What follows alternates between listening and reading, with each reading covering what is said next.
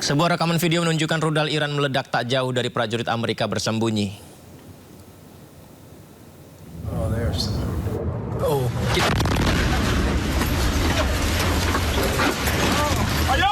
Seperti inilah situasi mencekam ledakan keras rudal balistik Iran sangat dekat dengan tentara Amerika.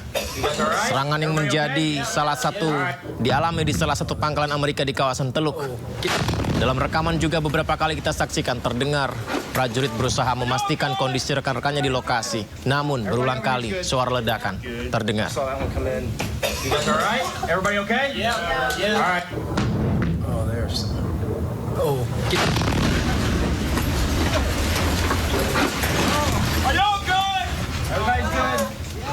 Ya, semoga perang segera usai. Sebuah mobil terbakar dan rumah tinggal hancur di Bnei Brak dan Petah Tikva, Israel akibat pecahan rudal balistik Iran. Belasan orang dilaporkan terluka akibat serangan.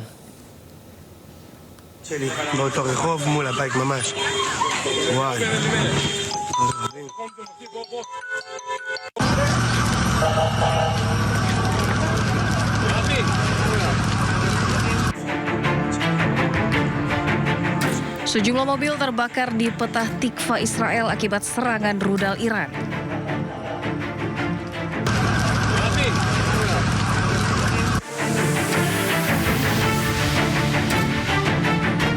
Petugas pemadam kebakaran dan tim tanggap darurat memadamkan api di beberapa lokasi setelah puing-puing dari rudal Iran mendarat di Israel Tengah. 4 orang dilaporkan terluka akibat serangan di Petah Tikva.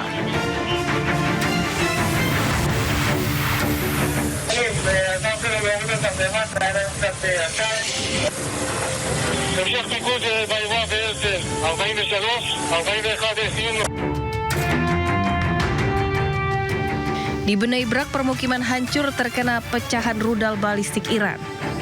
Warga sekitar bahkan mendengar ledakan hingga guncangan usai rudal Iran menghantam Israel. Setidaknya 9 orang dilaporkan terluka dan dilarikan ke rumah sakit.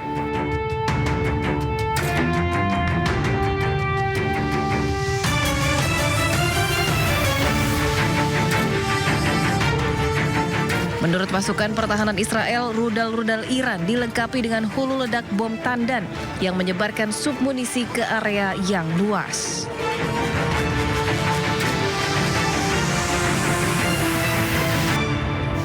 Sementara itu, Palang Merah Iran evakuasi warga dari reruntuhan bangunan akibat serangan Israel dan Amerika Serikat. Tim penyelamat menyisir puing-puing untuk mencari korban yang masih hidup.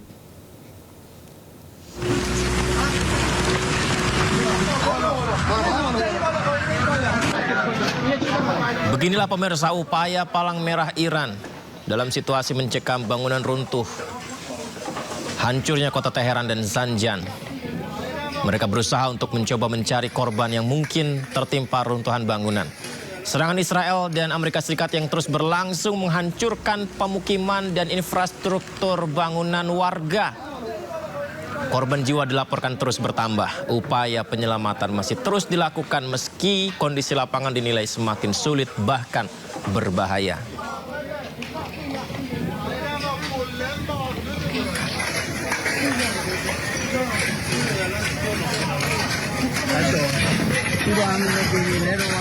Amerika Serikat mengumumkan telah mengirimkan ribuan prajurit untuk perang darat ke Iran. Perang darat di Iran bukan pilihan yang baik karena kondisi geografi Iran bisa menjadi jebakan mematikan bagi Amerika.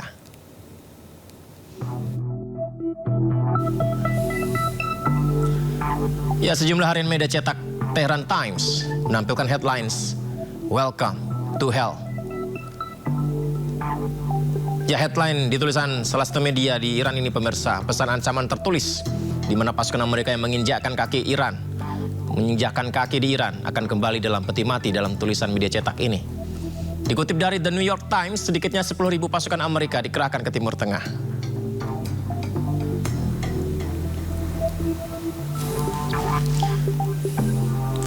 Perang darat di Iran bisa sangat mematikan. Luas Iran lebih besar dari Irak, Suriah, dan Afghanistan yang notabene Amerika memiliki pengalaman perang darat di sana. Tapi di Iran lebih luas. Bahkan jika ketiganya digabungkan, masih lebih luas Iran. Pemirsa, luas Iran 3,5 kali luas Irak dengan populasi lebih besar dan kondisi geografi pegunungan serta gurun.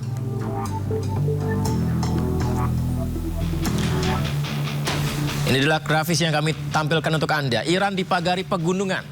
Di sisi barat, pegunungan Zagros membentang sepanjang 1.500 km. Di sisi utara, dipagari pegunungan Alborz. Di sisi timur, terdapat gurun yang luas dengan suhu ekstrim yakni Das-e-Gavir serta Das-e-Lut. Tidak hanya itu pemirsa, di tengah juga tersebar banyak sekali dataran tinggi pemirsa.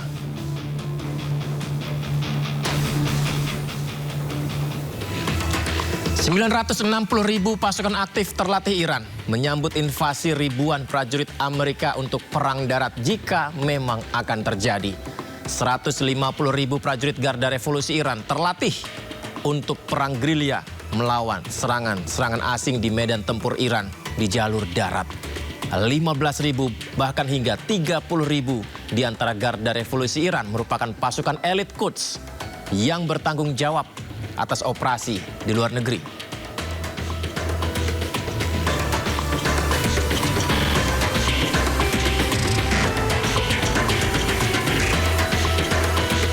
Amerika Serikat melancarkan serangan ke fasilitas rudal bawah tanah di Isfahan, Iran.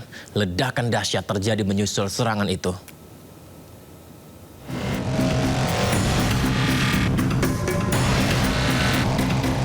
Ledakan dahsyat mengguncang Isfahan, Iran usai serangan Amerika Serikat yang menargetkan fasilitas rudal bawah tanah. Kilatan cahaya dari ledakan menerangi langit malam Isfahan disusul suara dentuman keras yang terdengar hingga ke seluruh penjuru kota.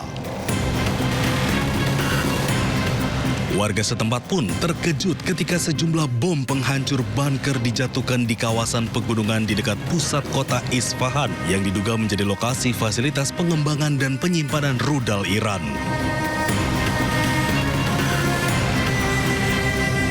Komando Pusat Amerika Serikat CENTCOM pun merilis rekaman video yang menunjukkan pasukan AS menjatuhkan amunisi presisi ke target militer bawah tanah di wilayah Iran. Hingga kini belum ada keterangan resmi dari pihak Iran terkait tingkat kerusakan maupun jumlah korban terdampak. Ketegangan di kawasan diperkirakan semakin meningkat seiring konflik antara AS Israel dengan Iran yang terus berlanjut.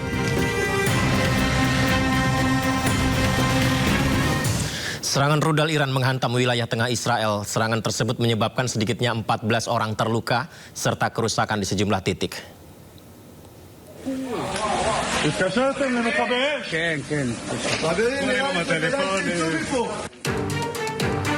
Iran kembali melancarkan gelombang serangan rudal di wilayah tengah Israel.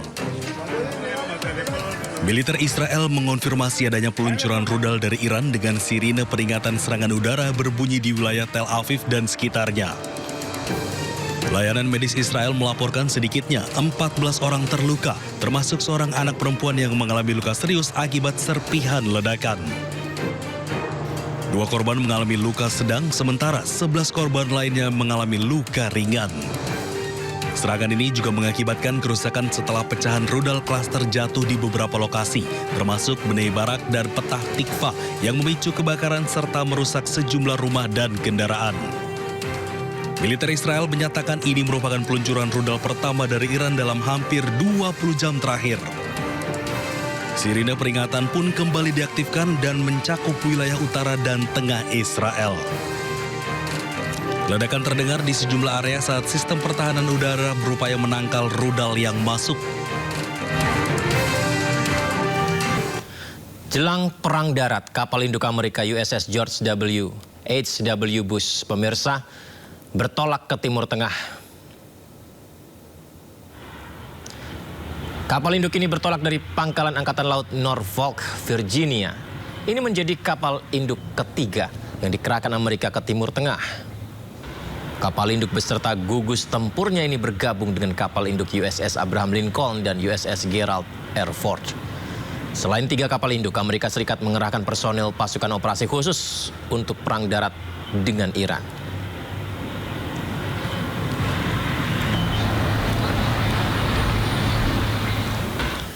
Militer Amerika terus berusaha melumpuhkan Iran saat konflik memasuki minggu kelima. Operasi Epic Fury diklaim telah berhasil menyerang Iran di udara dan juga di laut.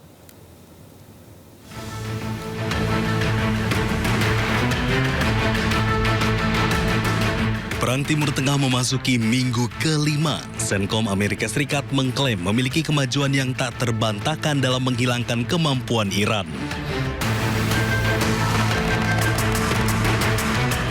Amerika terus menyerang Iran di udara, laut, bahkan luar angkasa.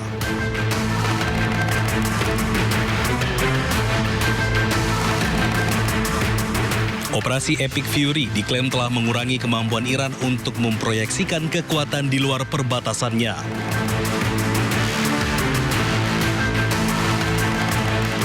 Militer Amerika Serikat tak lagi melihat angkatan laut Iran berlayar dan pesawat Iran terbang. Terbukti dari sistem pertahanan udara dan rudal Iran sebagian besar telah hancur. Amerika mengoperasikan pertahanan udara aktif paling canggih dengan tujuan untuk mencegat serangan rudal dan pesawat tak berawak. Polisi Israel membubarkan pengunjuk rasa. Aksi protes terjadi setelah parlemen Israel mengesahkan undang-undang hukuman mati bagi warga Palestina. Ini dia, aparat kepolisian Israel menggunakan meriam airnya untuk membubarkan massa di dalam negeri sendiri di Yerusalem. Sejumlah pendemo terluka akibat pembubaran paksa polisi Israel. Para pengunjuk rasa turun ke jalan untuk menolak undang-undang baru yang dianggap diskriminatif dan tidak manusiawi, serta mengecam keputusan parlemen Israel yang dinilai tidak adil.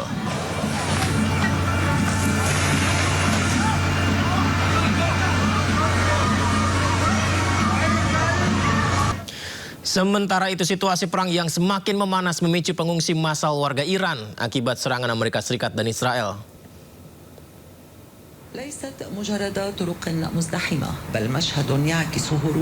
Kita bisa saksikan ini, ribuan kendaraan memenuhi jalan tol utama Teheran.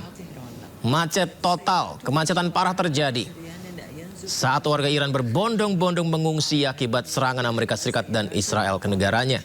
Warga terpaksa meninggalkan rumah untuk pindah ke tempat yang lebih aman.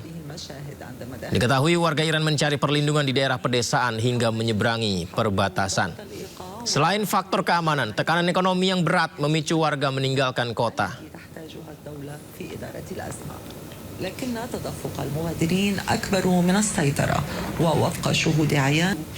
Serangan Zionis Israel ke Libanon semakin tidak terkendali. Kali ini serangan menargetkan pusat ambulans di Hanoiyeh, distrik Tire, Libanon Selatan. Pemirsa, kendaraan terbakar setelah serangan Zionis Israel membidik pusat ambulans di Hanoiyeh, distrik Tire, Libanon Selatan. Kita bisa tahu bahwa sebenarnya fasilitas medis pendidikan tidak boleh diserang, tapi beberapa kali kenyataan seperti ini kita saksikan bersama. Israel membenarkan serangan dan menyebut serangan terhadap tenaga medis, mengklaim bahwa anggota Hizbullah yang menggunakan ambulans menyamarkan diri mereka sebagai responden pertama mengangkut senjata. Namun tuduhan ini ditolak oleh pemerintah Libanon. Kementerian Kesehatan Libanon menyatakan bahwa setidaknya 47 pekerja penyelamat telah dibunuh oleh Israel sejak melanjutkan upaya pendudukannya di Libanon Selatan pada 2 Maret lalu.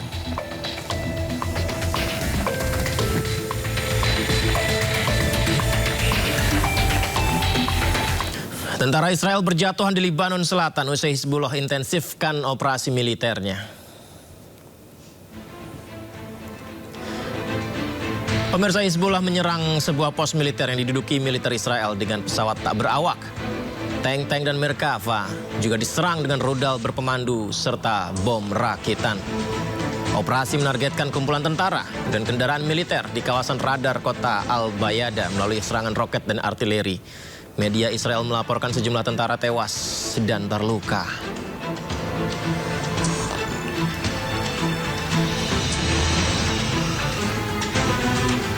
Serangan udara dilancarkan Israel ke sejumlah bangunan di pinggiran selatan Beirut, Libanon. Serangan itu terjadi di tengah konflik Amerika Serikat Israel terhadap Iran.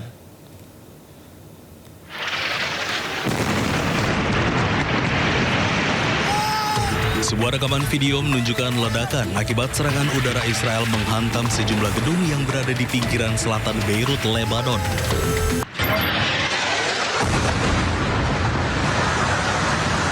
Sebelum ledakan tersebut telah diberi peringatan evakuasi.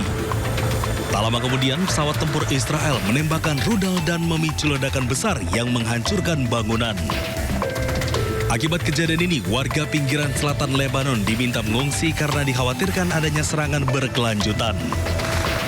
Serangan ini terjadi di tengah konflik Israel dan Hizbullah yang telah menewaskan ribuan orang di Lebanon dan lebih dari 1 juta orang mengungsi. Eskalasi ini menyusul serangan gabungan Amerika Serikat Israel terhadap Iran. Pemirsa, perang darat yang kian dekat membuat mantan kepala kontra terorisme Amerika Serikat Joe Kent meminta rakyat Amerika untuk menghubungi pemerintah agar perang berhenti. Kent menyebut pengerahan pasukan darat ke Iran hanya akan memperburuk keadaan.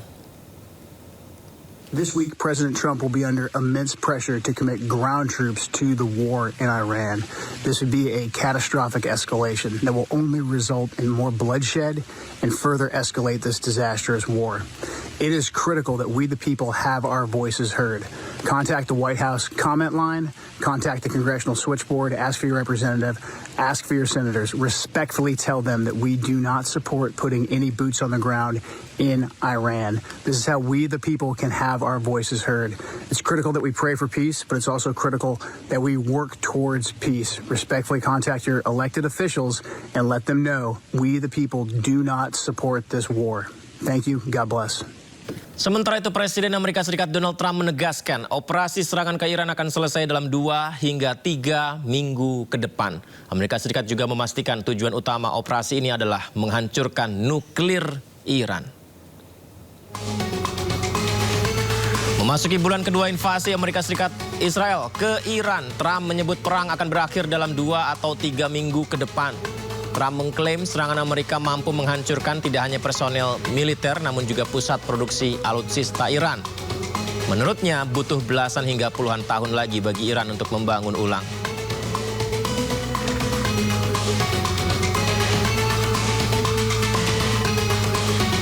One goal, they will have no nuclear weapon. And that goal has been attained. They will not have nuclear weapons, but we're finishing the job. And I think within maybe 2 weeks, maybe a couple of days longer to do the job. But we want to knock out every single thing they have. Now, it's possible that we'll make a deal before that because we'll hit bridges, and we've hit some. We'll hit some bridges. Got a couple of nice bridges in mind. But if they come to the table, that'll be good. But it doesn't matter whether they come or not. We've set them back. It'll take 15 to 20 years for them to rebuild what we've done to them. They have no Navy. They have no military. They have no Air Force. They have no telecommunications. They have no anti-aircraft systems. They have no leaders. You know, their leaders are all gone. That's why we have regime change. We have nice new leaders. Peter? Wakil tetap RI untuk PBB Umar Hadi mengatakan Indonesia menuntut PBB untuk menyelidiki penyerangan terhadap anggota TNI yang tergabung dalam UNIFIL. Indonesia juga menuntut Israel menghentikan serangan terhadap pasukan perdamaian PBB dan patuh terhadap hukum internasional. Demand that the perpetrators must be held legally accountable. Immunity must not become the standard, and attacks against peacekeepers must not be repeated nor tolerated. We also demand a firm guarantee from all parties involved, including Israel, to uphold their obligations under international law, to immediately cease attacks and aggressive behavior that endanger UN personnel and property, and to refrain from any action that further escalates the hostility. 3 prajurit yang menjadi pasukan perdamaian PBB di Lebanon gugur akibat serangan Israel di Lebanon. Serangan itu menyebabkan 3 anggota TNI lain terluka. Salah satunya mengalami luka berat, pemirsa.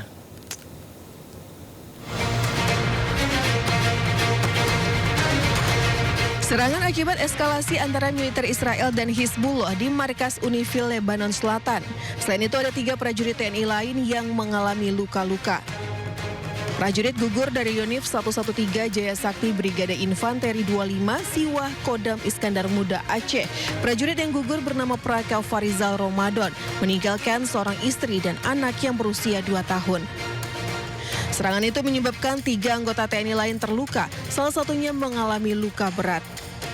Terkait insiden ini, TNI terus memonitor perkembangan situasi di lapangan serta menyiapkan langkah-langkah kontingensi sesuai dinamika daerah penugasan Lebanon. Selain itu, Indonesia mengecam serangan Israel yang menewaskan 3 prajurit TNI dan menyerukan penyelidikan menyeluruh. Tim Liputan iNews melaporkan. Panglima TNI Jenderal Agus Subianto menyambangi rumah duka anggota TNI yang gugur di Libanon. Almarhum Kapten Infanteri Zulmi Aditya Iskandar di Kota Cimahi, Jawa Barat. Panglima TNI memastikan almarhum akan menerima kenaikan pangkat luar biasa dan sejumlah hak-hak lainnya.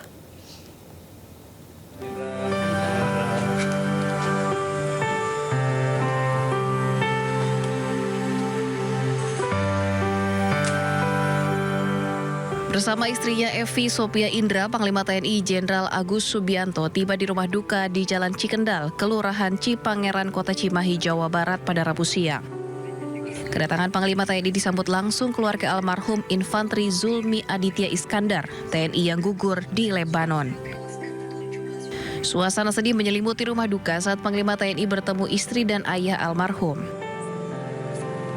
Menurut Panglima TNI, almarhum Zulmi dan 2 prajurit TNI yang gugur dalam misi perdamaian di Lebanon akan menerima kenaikan pangkat luar biasa atau KPLB dan sejumlah hak-hak lainnya. Tentunya kami akan memberikan hak-haknya kepada prajurit yang gugur. Yang pertama akan memberikan KPLB kepada seluruhnya dan kemudian hak-hak yang lain dari Asabri mungkin 350 juta akan diberikan, kemudian juga beasiswa untuk anaknya 30 juta. Sekolah anaknya juga akan kita perhatikan sampai nanti besar. Kemudian gaji akan diberikan 12 bulan penuh 100%. Dan ada tabungan hari tua dihitung nilai PNP atau dinas di militer. Hingga kini kerabat dan keluarga korban terus berdatangan mendatangi rumah duka. Keluarga berharap pemerintah segera memulangkan almarhum untuk dikebumikan di TMP Cikutra, Bandung. Dari Kabupaten Bandung Barat, Jawa Barat, Yuwono Wahyu, iNews melaporkan. Presiden Amerika Serikat Donald Trump menegaskan operasi serangan ke Iran akan selesai dalam 2 hingga 3 minggu ke depan. Amerika Serikat juga memastikan tujuan utama operasi ini adalah menghancurkan nuklir. Ya, pemirsa, memasuki bulan kedua invasi Amerika Serikat Israel ke Iran. Trump menyebut perang akan berakhir dalam 2 atau 3 minggu ke depan. Klaimnya serangan Amerika mampu menghancurkan tidak hanya personel militer tapi juga pusat produksi alutsista di Iran. Menurut Trump, butuh belasan hingga puluhan tahun lagi bagi Iran untuk membangun ulang alutsista mereka.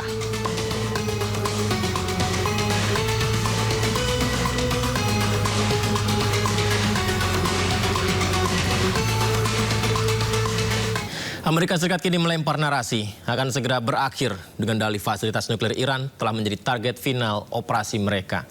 Kita bahas lebih dalam, pemirsa, malam ini bersama dengan pengamat Timur Tengah Faisal Assegaf. Selamat malam, Assalamualaikum Bang Faisal. Waalaikumsalam, selamat malam Mas Yudi, apa kabar? Baik, Alhamdulillah. Semoga Bang Faisal juga sehat selalu. Bang Faisal, jadi mengutip berita yang saya bacakan tadi, Trump mengklaim bahwa perang akan berakhir 2 hingga 3 minggu. Salah satu dasar dari klaim ini adalah fasilitas militer di Iran ini hancur berantakan. Tidak hanya personel militer di sana yang juga makin terpojok begitu. Bagaimana bisa mempercayai apa yang diungkapkan oleh Trump? Atau jika ini memang tidak berdasar, apa fakta yang bisa kami terima? Ya, kita sudah tahu dari sejak awal perang Trump selalu berubah pernyataan. Terus dia pernah bilang bahwa akan merebut paksa Selat Hormuz. Kemudian terakhir itu dia bilang kita akan segera keluar dari perang ini dan tidak peduli lagi dengan Selat Hormuz.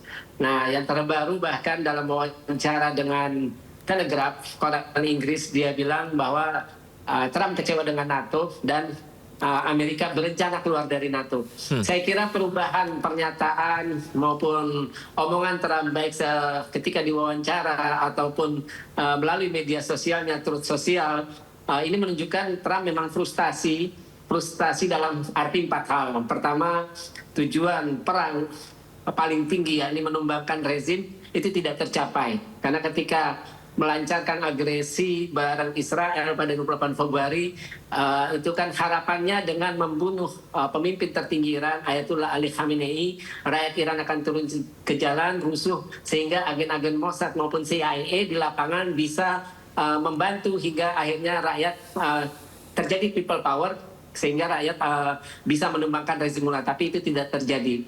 Kemudian juga tujuan perang diturunkan lagi levelnya menjadi bagaimana melumpuhkan kekuatan militer Iran.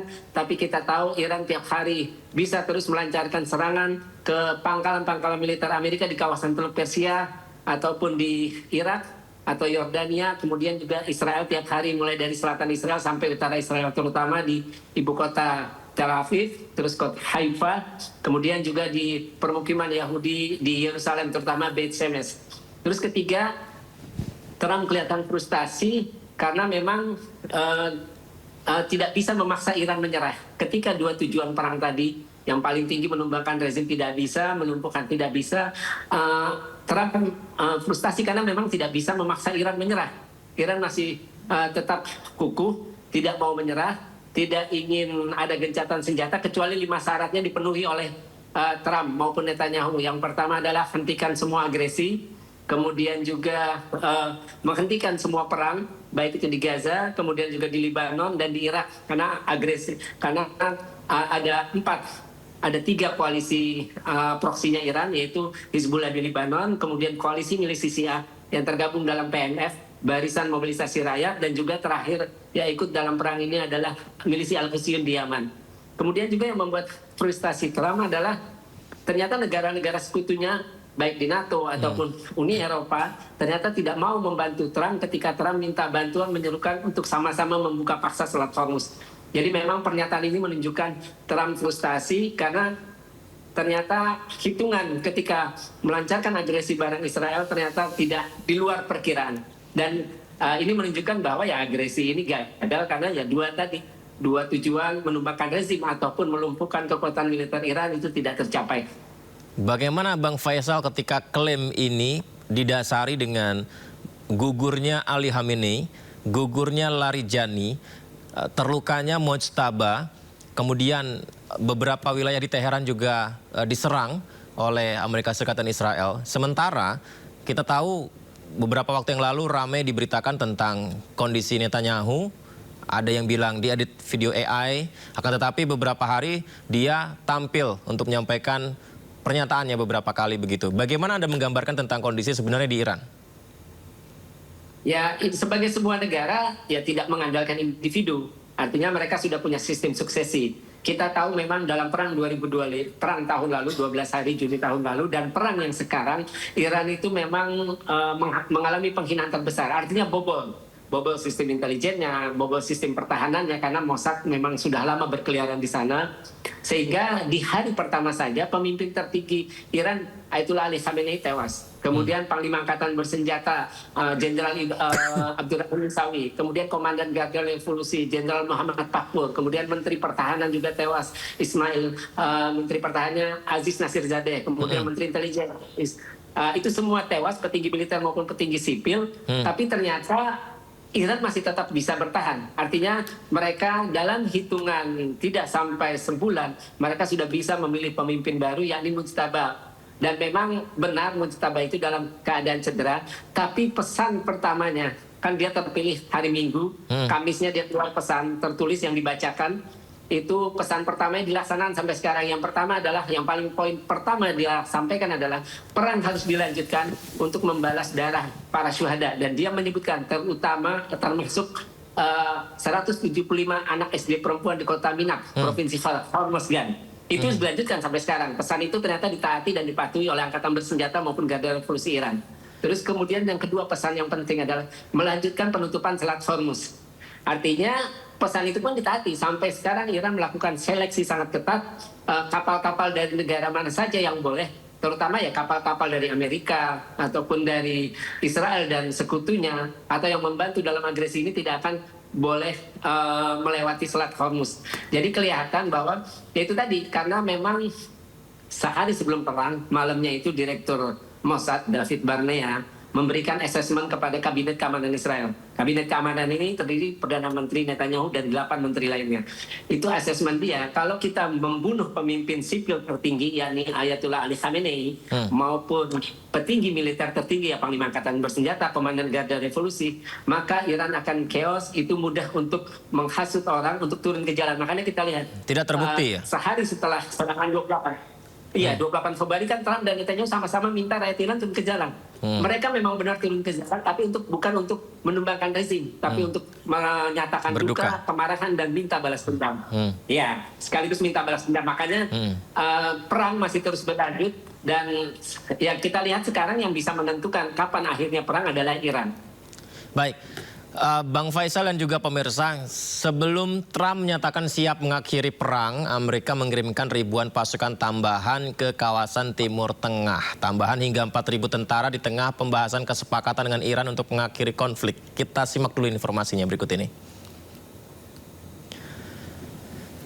Jadi Bang Faisal dan pemirsa, meski telah mengirim ribuan pasukan elit, Amerika belum mengeluarkan keterangan langsung untuk melakukan perang darat di wilayah Iran. Saat ini pasukan Amerika di Timur Tengah diperkirakan telah mencapai 50.000 personil.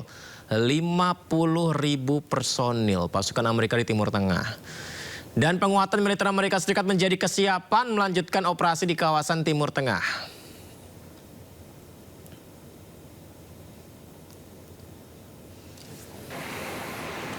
Dan ini juga menarik, tidak hanya menambah pasukan, Trump bertekad mengambil alih pusat-pusat minyak di Iran. Salah satunya merebut pusat ekspor minyak utama, yakni Pulau Khark. Pengambil alihan minyak Iran pun dipastikan melibatkan perebutan Pulau Khark yang menangani lebih dari 90% ekspor minyak Iran. Trump yakin pertahanan Iran di pulau itu minim sehingga pasukan Amerika bisa dengan mudah merebutnya.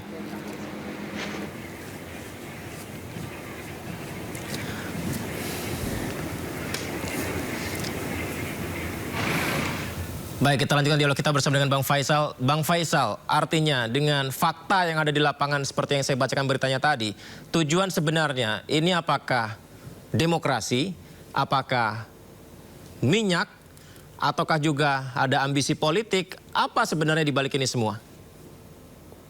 Ya, yang pertama yang diinginkan Trump, kita tahu Trump ini termasuk presiden Amerika paling berjasa kedua bagi Israel setelah Harry Truman. Harry Truman ketika dia menjabat, dia memberikan pengakuan, hanya butuh 11 menit untuk memberikan pengakuan terhadap berdirinya negara baru yang bernama Israel, yang dideklarasikan pada 14 Mei 1948 oleh David Ben-Gurion.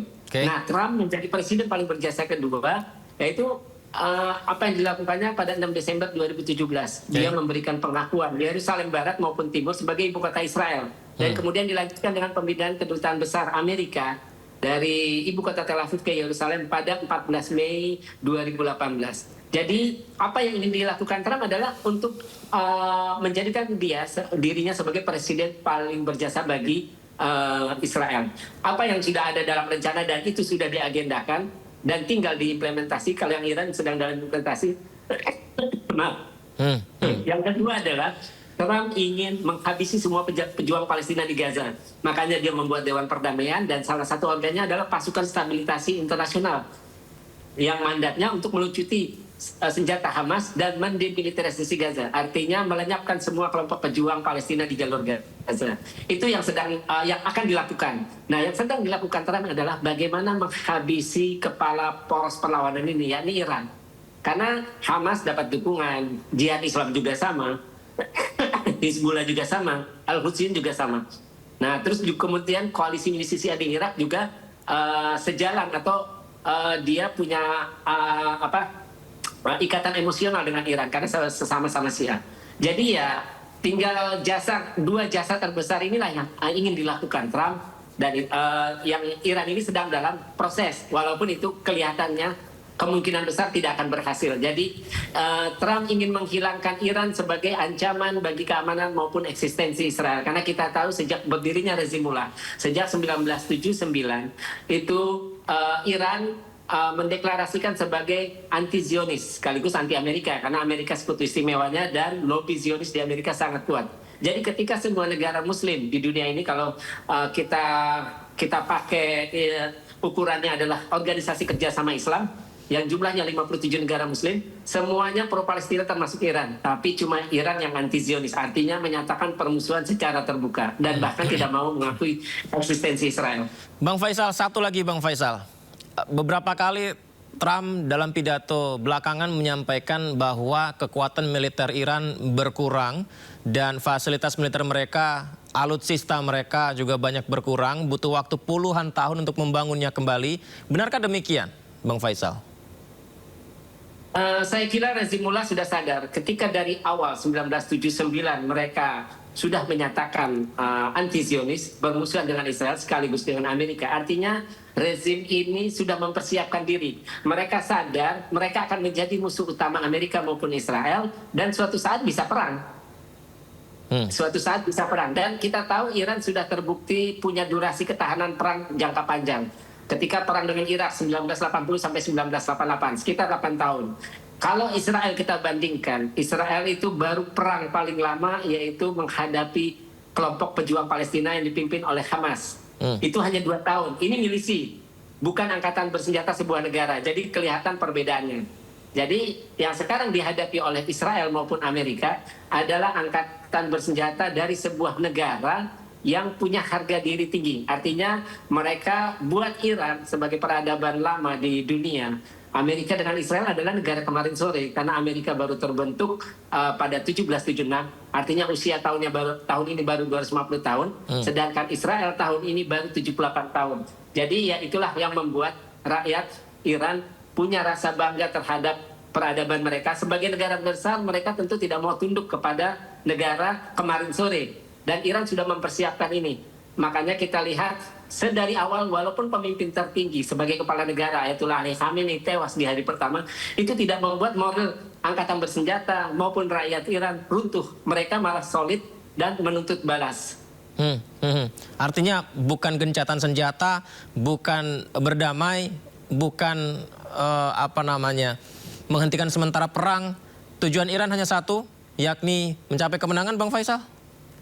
Ya, memang benar. Dan kita lihat sekarang Iran sedang memberikan pelajaran terbaik yang akan diingat oleh seluruh generasi, baik Amerika maupun Israel. Ternyata Iran bukan negara kaleng-kaleng. Ketika semua negara, saya bicara dalam konteks Muslim, tunduk dan bisa didikte oleh Amerika, termasuk masuk Dewan Perdamaian yang skenario Amerika, karena Iran menjadi negara yang selalu menentang skenario Amerika maupun Israel untuk isu Palestina. Karena ya sangat naif kalau kita masih percaya Amerika siapapun presidennya untuk isu Palestina. Baik Bang Faisal, terima kasih banyak. Doa kita bersama adalah semoga saja perdamaian dunia segera terwujud. Bang Faisal, terima kasih sudah berbagi. Selamat malam. Assalamualaikum Bang Faisal. Sementara itu, Duta Besar Republik Islam Iran untuk Indonesia, Muhammad Brojerdi, hari ini pemirsa melakukan pertemuan dan dialog dengan Presiden ke-7 RI Joko Widodo di Solo. Dalam pertemuan tersebut, kedua pihak bertukar pandangan mengenai perkembangan kawasan, situasi terkini yang timbul akibat perang yang dipaksakan terhadap Iran, serta dampak kemanusiaan dan ekonomi yang ditimbulkan. Presiden ke-7 RI Joko Widodo menyampaikan rasa simpati kepada rakyat Iran, menyatakan dukungan dirinya dan rakyat Indonesia terhadap keteguhan dan perlawanan pemerintah serta rakyat Iran mempertahankan kedaulatan nasional, keutuhan wilayah dan keamanan negara. Pada akhir pertemuan, kedua pihak menegaskan kembali hubungan yang telah lama terjalin dan bersahabat antara Iran dan Indonesia.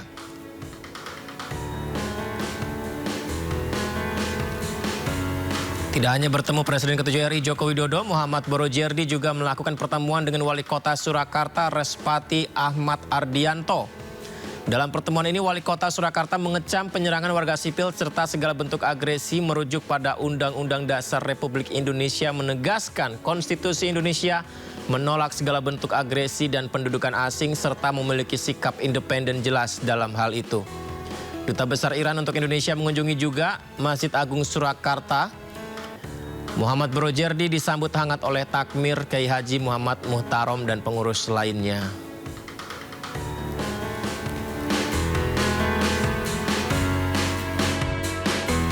Terima kasih. Terima kasih masih bersama kami di Studio Prime. Pemerintah telah menetapkan kebijakan work from home bagi ASN sekali sepekan setiap hari Jumat, pemirsa. Kebijakan ini berlaku mulai 1 April 2026 hari ini.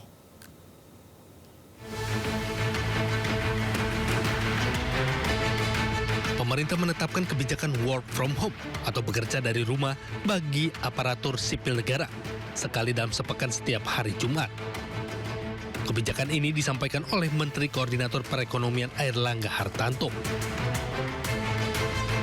Penerapan work from home bagi ASN, aparatur sipil negara, di instansi pusat dan daerah yang dilakukan sebanyak 1 hari kerja dalam seminggu, yaitu setiap hari Jumat yang diatur melalui surat edaran dari Menpan RB dan SE Mendagri, termasuk di dalam skema work from home yang diatur sebagai berikut: mendorong transformasi tata kelola pemerintahan berbasis digital. Kemudian yang kedua, efisiensi mobilitas, termasuk pembatasan penggunaan kendaraan dinas 50%, kecuali untuk operasional dan kendaraan listrik, dan mendorong penggunaan transportasi publik. Jadi mengurangi kendaraan dinas dan menggunakan semaksimal mungkin transportasi publik. Kemudian efisiensi perjalanan dinas di dalam negeri hingga 50% dan luar negeri hingga 70%. Kebijakan ini akan mulai berlaku 1 April dan akan dilakukan evaluasi setelah 2 bulan pelaksanaan. Ada beberapa sektor yang dikecualikan dari WFH ini, yakni sektor layanan publik seperti kesehatan, keamanan, dan kebersihan, serta sektor strategis seperti industri atau produksi, energi, air, bahan pokok, perdagangan, transportasi, logistik, dan keuangan. Sementara untuk kegiatan belajar mengajar tetap dilakukan secara tatap muka dari tingkat dasar hingga menengah 5 kali dalam seminggu. Tim Liputan iNews melaporkan. Gubernur Jakarta Pramono Anung menyampaikan akan segera menindaklanjuti keputusan pemerintah pusat terkait WFH hari Jumat agar bisa diberlakukan terhadap ASN. Pemprov Jakarta juga langsung menggelar rapat paripurna untuk finalisasi daftar dinas dan unit yang akan ikut WFH hari Jumat. DKI Jakarta tentunya akan menindaklanjuti apa yang sudah menjadi keputusan pemerintah pusat yang sudah menerapkan dan menetapkan hari Jumat sebagai waktu untuk work from home. Tentunya saya bersyukur tidak hari Rabu, karena kalau hari Rabu bagi Jakarta juga akan mengalami kerepotan karena hari transportasi umum. Sehingga dengan demikian, kebetulan hari ini kita rapat paripurna, kami akan mendetailkan siapa-siapa yang boleh pada hari Jumat itu work from home. Karena pelayanan publik kan tidak boleh terganggu dan tidak boleh work from home. Misalnya urusan kesehatan, bantuan sosial, pendidikan, yang memang harus ada di lapangan, kita akan masang rambu-rambu. Termasuk di dalamnya adalah penggunaan kendaraan pribadi untuk selama work from home itu tidak diperbolehkan. Supaya mereka tetap betul-betul menggunakan transportasi umum. Karena apa? Seluruh ASN Jakarta kan gratis. Dan itu yang akan kami gunakan sebagai acuan. Selain menerapkan WFH ASN di hari Jumat, sejumlah kepala daerah meminta para ASN menggunakan transportasi non-BBM dalam kesehariannya. Gubernur Jawa Tengah, Ahmad Lutfi, meminta ASN bersepeda, bahkan kalau perlu lari sampai ke kantor.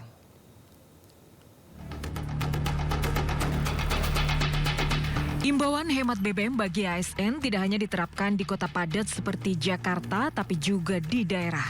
Di Bangkalan, Jawa Timur, para ASN Pemkab diminta goes saat berangkat.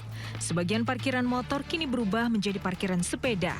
Tidak hanya staf biasa, jajaran pimpinan juga mulai naik sepeda menuju ke kantor. Di Mojokerto, Jawa Timur, wali kota dan para ASN mulai sering bersepeda ke kantor. Parkiran motor di halaman Pemkot sering dipenuhi sepeda sejak ada imbauan hemat BBM. Di Jawa Tengah, selain menerapkan WFH Jumat, Gubernur Ahmad Lutfi juga meminta ASN menggunakan transportasi non-BBM dalam keseharian. Lutfi meminta ASN bersepeda bahkan kalau perlu lari untuk sampai ke kantor. Kalkulasi, nek perlu besok hari tertentu semua ASN kita naik sepeda dengan seluruh bupati wali kota. Jadi ke kantor rumah peda. Kira itu selain naik sepeda sama transport itu, sepeda, nek perlu lari. Pulang pergi ya Pak ya? Pulang pergi ya Pak. Ya Pak. Tim Liputan iNews melaporkan. Pemirsa, Rumah Sakit Marinir Cilandak kini berusia 58 tahun. Rumah sakit milik Korps Marinir TNI AL ini terus berkomitmen meningkatkan layanan kesehatan bagi masyarakat dengan menambah berbagai fasilitas. C. Kenalkan fasilitas MRI dan UPD. Sejumlah fasilitas yang dimiliki RSMC diantaranya unit pengelola darah yang berfungsi sebagai pusat pelayanan donor, pengelolaan, dan pendistribusian darah bagi pasien maupun masyarakat. Di unit ini masyarakat dapat melakukan donor darah secara individu setiap hari, mulai pukul 7 pagi hingga 8 malam. Diharapkan UPD RSMC dapat membantu mencukupi kebutuhan darah baik untuk pasien RSMC maupun masyarakat yang membutuhkan.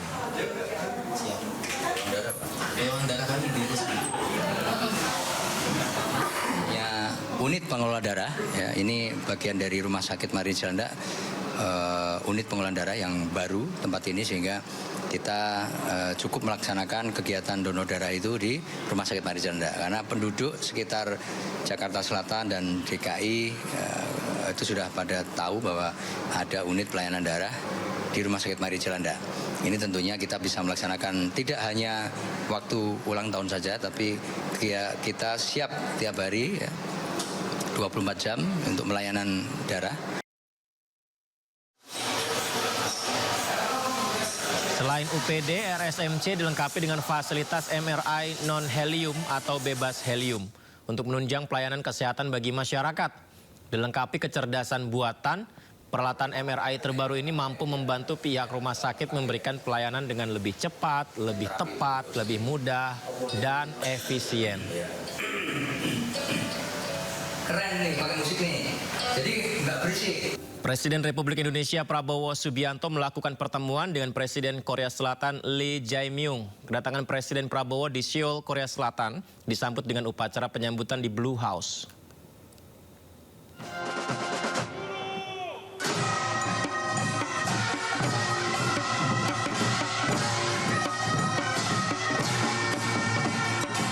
Pertemuan Presiden Prabowo dengan Presiden Lee Jae-myung bertujuan untuk mempererat hubungan persahabatan dan meningkatkan kerjasama Indonesia dan Korea.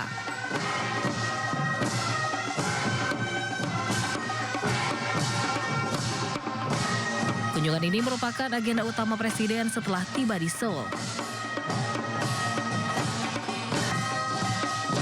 Presiden juga didampingi oleh sejumlah menteri. Indonesia dan Korea Selatan menegaskan komitmen untuk membangun kemitraan yang lebih dalam, strategis, dan berdampak bagi stabilitas kawasan Indo-Pasifik.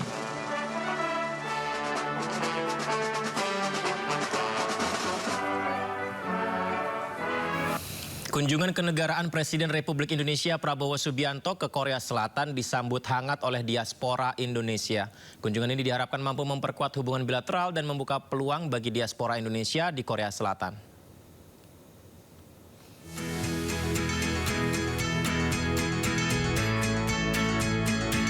Pemirsa, kedatangan Presiden Republik Indonesia Prabowo Subianto di Korea Selatan menjadi kunjungan kenegaraan yang disambut hangat antusias oleh diaspora Indonesia.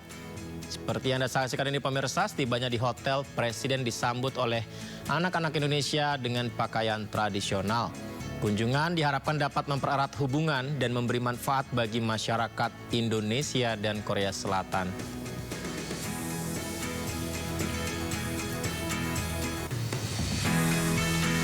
Pemerintah memangkas sejumlah pos anggaran keuangan negara. Salah satunya perjalanan dinas dalam negeri akan dipangkas 50%. Sementara untuk perjalanan dinas luar negeri ditekan hingga 70%.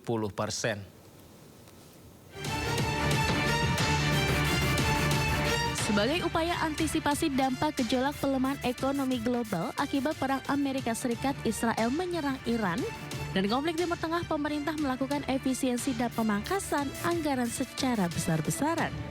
Salah satunya perjalanan dinas dalam negeri dipangkas hingga 50%, sementara untuk perjalanan dinas luar negeri ditekan hingga 70%.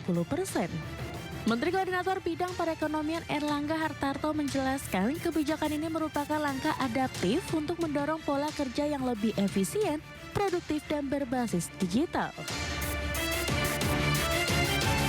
Selain perjalanan dinas, pemerintah melakukan efisiensi mobilitas melalui pembatasan penggunaan kendaraan dinas hingga 50%, kecuali untuk operasional dan kendaraan listrik. Pemerintah daerah juga diimbau menyesuaikan kebijakan pengendalian mobilitas sesuai karakteristik wilayah masing-masing, antara lain melalui perluasan pelaksanaan Car Free Day. Selain efisiensi mobilitas, pemerintah juga turut mengimbau masyarakat untuk menghemat energi dalam aktivitas sehari-hari, baik di rumah maupun di tempat kerja, serta memprioritaskan penggunaan transportasi publik. Adapun kebijakan dan imbauan tersebut merupakan bagian dari 8 butir transformasi budaya kerja nasional yang dicanangkan pemerintah. Salah satunya adalah penerapan kerja dari rumah atau work from home bagi aparatur sipil negara setiap Jumat, serta WFH bagi sektor swasta. Kebijakan ini akan mulai berlaku pada 1 April dan akan dituangkan dalam surat edaran Menteri Pendayagunaan Aparatur Negara dan Reformasi Birokrasi, Menteri Dalam Negeri, dan Menteri Ketenagakerjaan. Kebijakan WFH diperkirakan memberikan penghematan anggaran pendapatan dan belanja negara sebesar 6,2 triliun rupiah serta potensi penghematan konsumsi BBM masyarakat hingga 59 triliun rupiah. Terima kasih masih bersama kami di Sindo Prime. Videografer tersangka dugaan kasus korupsi dana desa Amsal Sitepu divonis bebas hari ini. Sebelumnya Amsal Sitepu mendapat penangguhan penahanan atas permintaan Komisi 3 DPR yang sekaligus menjadi penjamin Amsal. Ya pemirsa, Hakim Pengadilan Negeri Medan menyatakan Amsal Sitepu tidak bersalah dalam kasus korupsi pembuatan video profil desa di Karo, Sumatera Utara. Sebelumnya Amsal dituntut 2 tahun penjara oleh jaksa dan dituntut membayar uang denda pengganti 50 juta rupiah. Kasus Amsal Sitepu menjadi sorotan Komisi 3 DPR. Melalui rapat dengar pendapat, Komisi 3 meminta penangguhan penahanan, bahkan Komisi 3 menjadi penjamin. Lalu hingga akhirnya kemarin, Amsal Sitepu keluar dari rumah tahanan Tanjung Gusta, Medan. Ya, dan Hakim Pengadilan Negeri Medan menyatakan Amsal Kristi Sitepu dinyatakan tidak bersalah dalam kasus korupsi pembuatan video profil desa. Amsal menyambut baik dan mengaku kebebasannya juga menjadi kebebasan para pekerja kreatif Indonesia. Lewat anggota dewan di DPRD Karo. Kebebasan hari ini biarlah menjadi kebebasan para pekerja kreatif yang ada di Indonesia. Yang pasti saya akan menghormati proses hukum. Hari ini saya kembali ke Karo dulu dan besok saya akan tetap hadir di dalam persidangan untuk mendengar putusan dari majelis hakim. Sampai ketemu di Pengadilan Negeri Medan besok. Ada harapan untuk hasil besok vonis kok? Harapan sendiri dari Bawaslu? Yang pasti harapannya seperti yang kita harapkan semua adalah putusan bebas murni. Itu saja mungkin. Ya, akhirnya bebas juga vonisnya ya. Dimana sebelumnya kalau kita ingat kasus Amsal Sitepu ini viral karena dugaan pelanggaran-pelanggaran yang dilakukan. Ini menjadi pembahasan di media sosial pemirsa tentang video. Saya cuma pekerja ekonomi kreatif biasa, Pak. Sebelumnya netizen mempersoalkan sejumlah dugaan pelanggaran yang dilakukan Amsal Sitepu. Beberapa diantaranya soal penyewaan drone yang harusnya 30 hari, namun hanya digunakan kurang dari 30 hari. Jadi bukan masalah skill kemampuan, tetapi di RAB itu untuk kegiatan, contohnya untuk kegiatan sewa drone 30 hari. Ternyata dilaksanakan hasil dari penurunan cuma berapa hari, 12 hari, tapi dibayar full, contohnya seperti itu. Terus biaya untuk editing segini sudah diangkat, didabelkan lagi seperti itu yang didapat. Ini salah satu beberapa modusnya seperti itu. Jadi di RAB-nya. Dan orang desa ini kan dari dana desa misalnya. Nah, kepala-kepala desa ini kan nggak terlalu paham. Ini yang membuat RAB-nya berdasarkan ini berasal dari rekan-rekan itu sendiri. Sementara kegiatannya itu tidak dilakukan sepenuhnya sesuai dengan yang di RAB. Nah, ini masalahnya di sini. Sementara pembayaran full seperti itu. Jadi seperti itu. Selain soal penyewaan drone, netizen juga menyoroti soal dugaan pelanggaran AMSAL karena menggunakan bahasa Inggris dalam dokumen penawaran. Jaksa mencurigai ini disengaja memanfaatkan ketidakpahaman kepala desa. Bahwasannya memang si AMSAL Krisis Tepu ini memanfaatkan ketidakpahaman dari masing-masing kepala desa. Yang dimana dari dokumen penawaran itu semuanya bahasa Inggris, yaitu before production, konsep ide, sewa peralatan, kamera dan personil production gitu. Jadi dia ini menggaungkan bahwasannya ini secara teknis loh seperti ini, yang tidak dimengerti oleh masing-masing kepala desa. Tapi dia dengan menunjukkan hasil-hasil video yang telah dia buat sebelum-sebelumnya dengan iming-iming ini bagus, hasilnya bagus, menaikkan masing-masing potensi desa, seperti itulah kira-kira Mas. Jadi sama sekali dari awal bahwasannya kepala desa itu tidak mengerti sama sekali isi dokumen penawaran. Dikutip dari sippnmedankota.go.id, di situ tertulis data perkara, di mana di situ disebutkan rincian dana yang diajukan AMSAL dengan detail masing-masing kebutuhan, total senilai 30 juta rupiah. Sementara itu, menurut hasil perhitungan analisis ahli Inspektorat Kabupaten Karo, seharusnya anggaran senilai Rp24.100.000.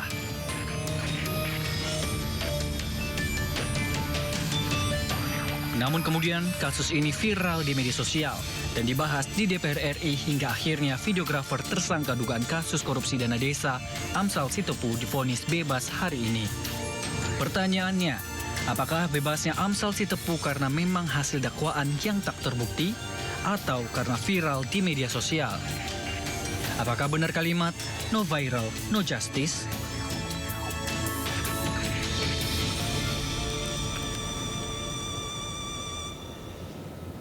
Ya, ternyata penggunaan bahasa Inggris juga dipersoalkan ya. Let's talk about vonis bebas AMSAL Sitepu membuka kotak Pandora tentang bagaimana penegak hukum kita gagal memahami nilai sebuah ide kreatif dalam industri visual untuk membedah apakah bebasnya AMSAL Sitepu karena memang hasil dakwaan yang tidak terbukti atau karena viral di media sosial saja. Lantas bagaimana nih nasib industri kreatif kita?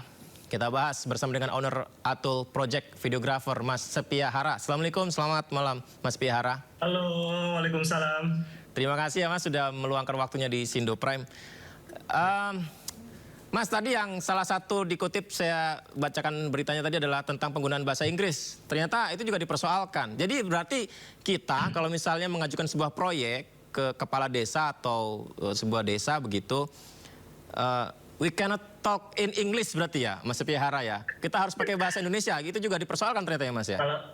Kalau menurut saya sih terkait redaksi dari RAB itu apa ya, hal-hal sederhana sekali. Jadi jangan terlalu dipermasalahkan menurut saya, jangan terlalu sebatas kemudian merendahkan sampai kepala desa itu nggak mengerti, nggak gitu juga. Cuman harusnya bisa lebih didiskusikan lagi terkait apa ya, proses pembuatan video, proses gimana pembuatan step-stepnya video, pre-production, post-production. Ini pun termasuk kalau misalkan dikatakan bahwa kepala desa ini kurang mengerti, ya gimana dengan para penegak hukum ini, apakah mengerti dengan proses pembuatan video? Karena pada pernyataan sidang yang terakhir dinyatakan bahwa mereka tuh nggak paham tentang mana yang post production, mana yang pre-production. Mereka pun ternyata masih kebingungan gitu Pak menurutku. Mas Sepia Hara, tentang drone. Ini juga ramai nih dibahas di media sosial. Saya minta tanggapannya ataupun mungkin yang pengalaman Mas Sepia Hara alami di proyek-proyek sebelumnya begitu. Apakah kalau menyewa drone 30 hari, tapi kita sudah selesai 12 hari, kita tetap harus membayar 12 hari itu, bukan full 30 harinya? Atau ini berdasarkan dari bagaimana kesepakatan awal? Apakah ini kita sewanya harian atau bulanan? Mungkin bisa dijelaskan. Nah, sepengalamanku ini kesepakatan awal Pak, kesepakatan awal, karena kami pun pasti memperhitungkan estimasi Pak terhadap klien ya. Kita takutnya ada cuaca atau ada trouble ketika proses produksi, makanya kami pasti bengkakin Pak. Misalkan bisa jadi nih cuma 2 hari, tapi kami nggak mungkin taruh 2 hari. Karena bisa jadi ada cuaca lagi-lagi, terus kemudian terjadinya trouble klien dan lain sebagainya, termasuk dari pembuatan videonya, actingnya dan lain sebagainya itu. Makanya menurutku itu nggak masuk di akal Pak, nggak masuk di akal karena gimana kalau misalkan dibalik Pak? Ketika kita kontraknya misalkan si drone itu 1 minggu, tapi ternyata molor, kami juga yang kena gitu ya. Dalam arti kami juga yang merugi harus membayar kelebihan waktu itu Pak. Kalau alasannya adalah memanfaatkan ketidakpahaman kepala desa, bagaimana Anda menanggapinya? Ini menarik Pak, ketidakpahaman kepala desa. Sebetulnya kan kepala desa ini yang punya uang, yang deal dari awal sehingga terjadilah proses deal-dealan itu gitu ya. Kalau misalkan itu dianggap ngakalin si kepala desa itu, kayaknya gak masuk di akal, karena ya memang bahasa kami di pembuatan video itu ya seperti itu Pak.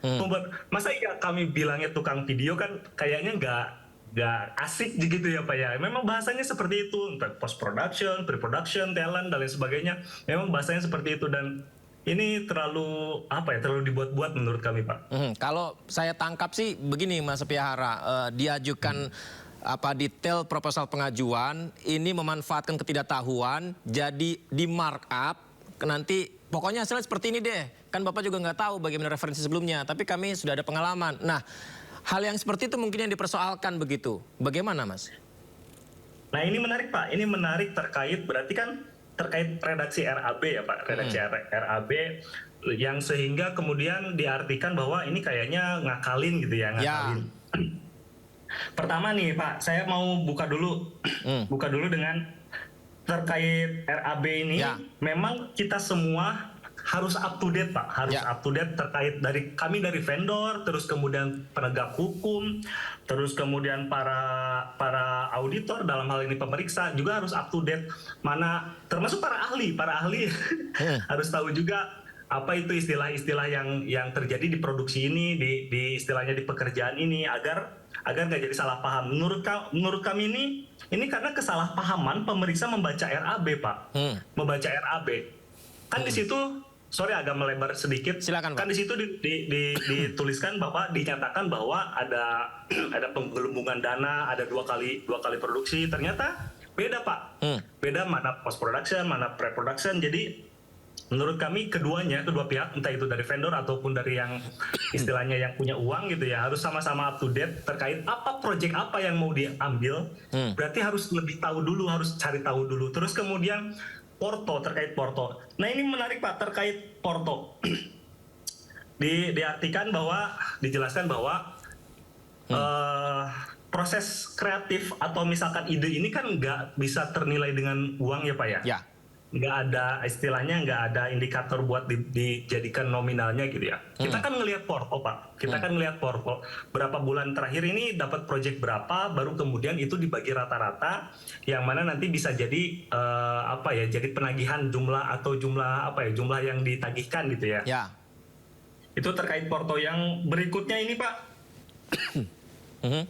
ini ahlinya kayaknya kurang up to date lagi-lagi. Ahlinya kurang up to date terkait dengan terkait dengan proses produksi, terkait dengan videografi, terkait dengan pembuatan video lah intinya. Dan satu lagi Pak, sorry.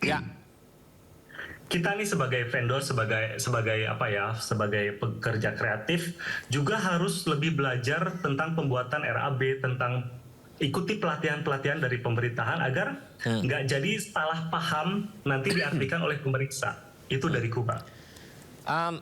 Ide itu tidak layak diberi harga 1 juta rupiah lebih. Setuju nggak Mas?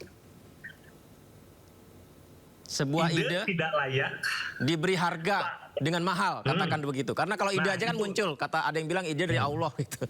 0 rupiah saja. Nah ini menarik Pak, karena proses terjadinya sebuah ide, sebuah konsep itu kan panjang Pak. Dari mulai pendidikan sampai pengalaman Pak, itu baru kemudian bisa keluar ide gitu ya. Makanya diatur di dalam dalam aturan itu kan katanya bilang bahwa kita harus lihat Porto sebelumnya. Agar si ide itu, si konsep itu bisa lebih masuk akal.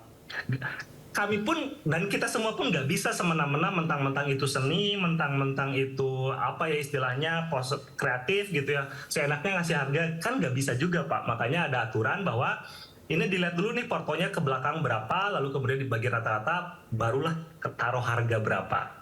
Makanya nggak bisa juga Pak kita satu pihak oh ide ini mahal, iya mahal, tapi portonya gimana? Karena itu kan relatif, Pak. Baik, Mas Sepihara, kami akan tampilkan ini beberapa dakwaan yang juga muncul di SIPP di PN Medan ya.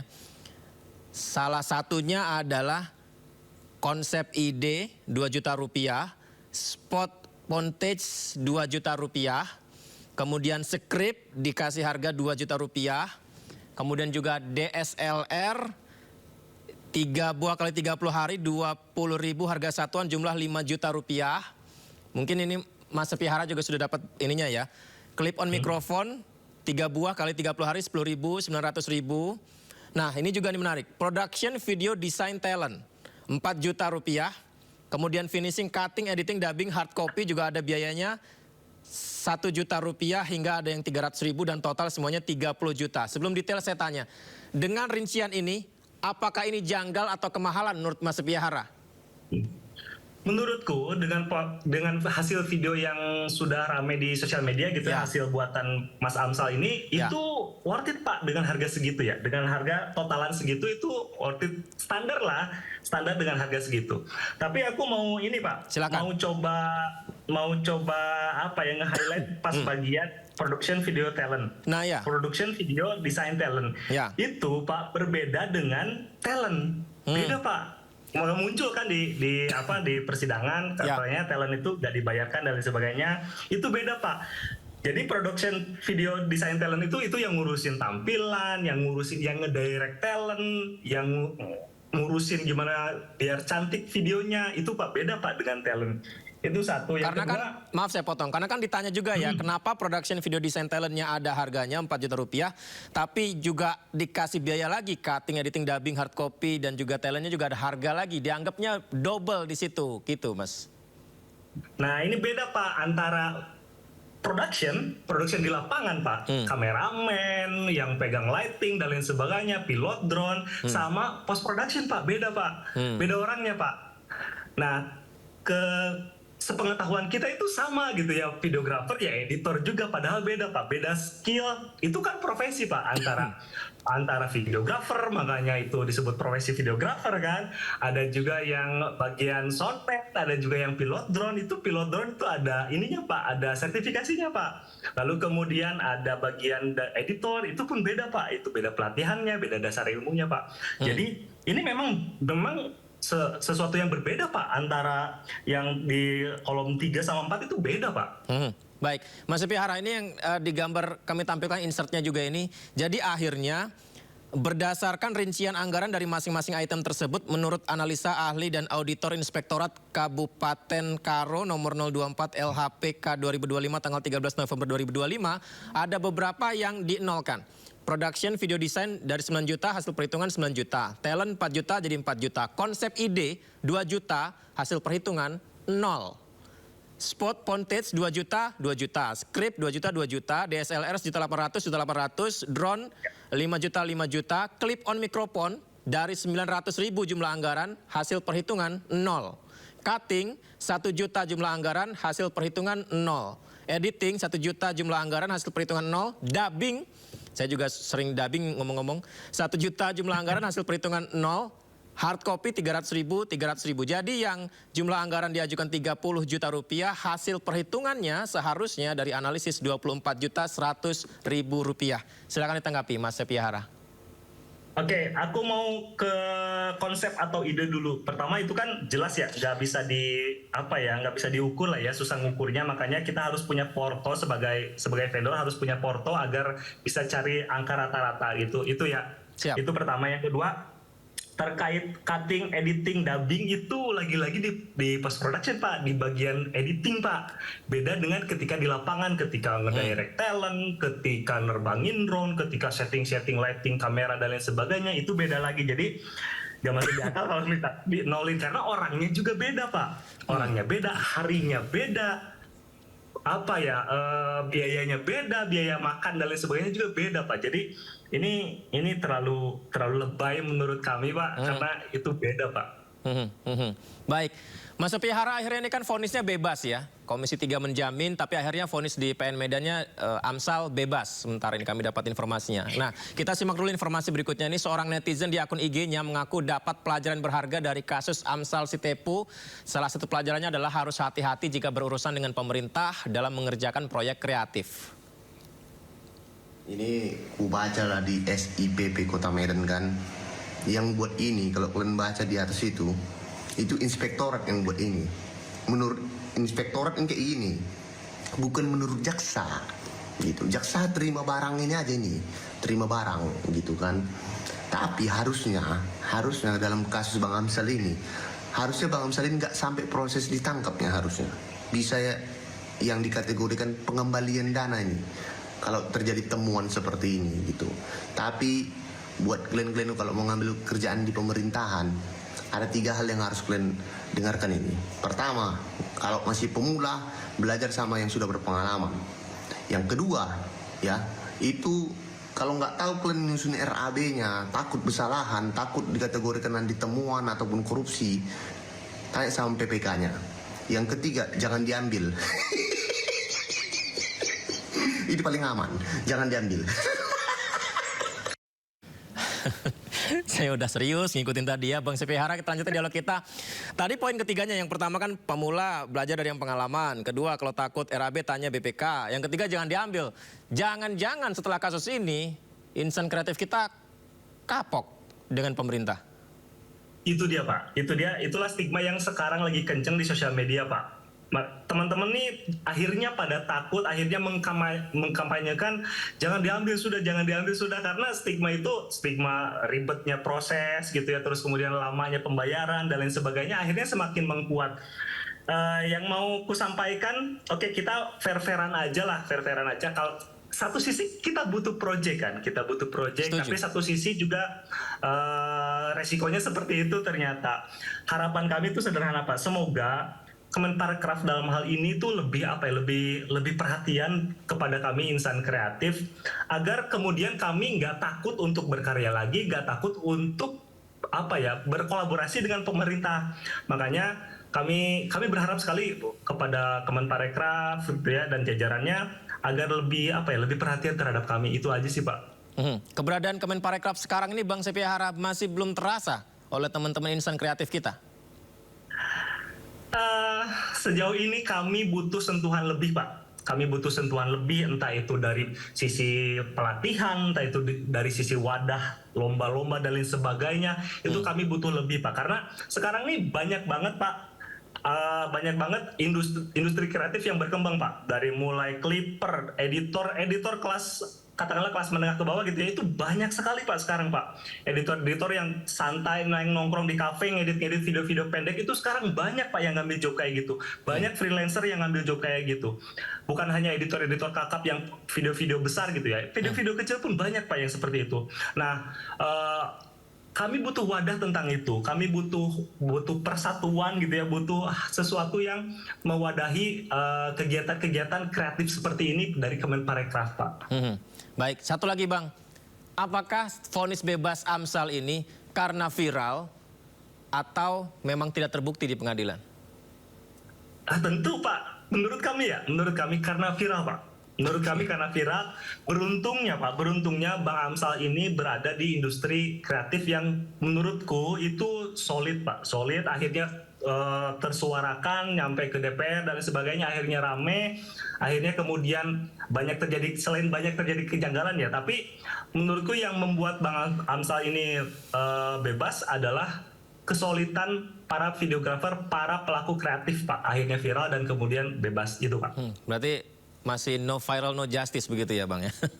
Masih Pak. Baik, semoga saja ke depan lebih baik industri kreatif kita dan proyek-proyek Bang Sepihara makin banyak ya. Terima kasih banyak Bang sudah berbagi bersama kami. Semoga ini menjadi pelajaran kita semuanya supaya lebih baik ke depan. Ngomong-ngomong saya udah follow Bang Sepihara, mungkin bisa di follow back ya. Thank you. Selamat malam, Assalamualaikum, terima kasih.